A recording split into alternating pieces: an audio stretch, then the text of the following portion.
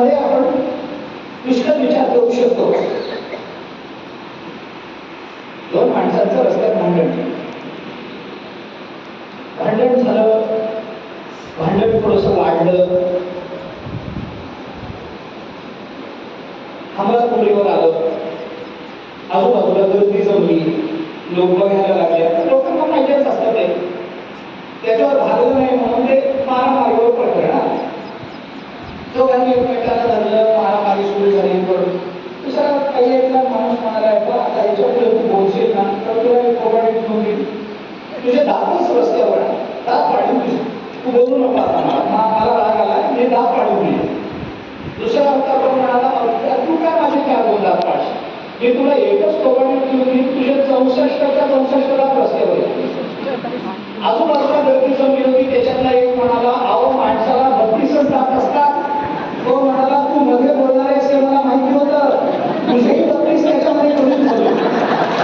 कशा करता आमचा संबंध नसताना माणसाने का बोला, काय मिळतं बोलून? शब्दाचा अपव्यय होतो, आपल्या शक्तीचा अपव्यय होतो. फार बोलण्यामध्ये तात्पर्य नसतं. बोल अबोलणे बोले, बाहेर जागे बाहेर आत निजेले, कैसे घरात घरकुल केले, नेण अंधार ना उजेडले का. आपण रोज म्हणतो असू दे, बघा ना किती बोलायचं असतं. नाथ महाराज म्हणतात, फार बोलू नका, बोलणेच नाही आता देवावी नका. बस देवाशिवाय आता शब्दाचा उच्चार नाही का. असं त्याचं कारण थोडंसं सांग, कारण सांग. नाथ महाराज म्हणतात, हरी बोला नाहीतरी अबोला. बोलू नका. मी 2 अर्थ काय सांगितले, नाहीतरी अबोला म्हणजे बोलू नका, बोलणे म्हणजे बोलू नका, नाहीतर बोलू नका.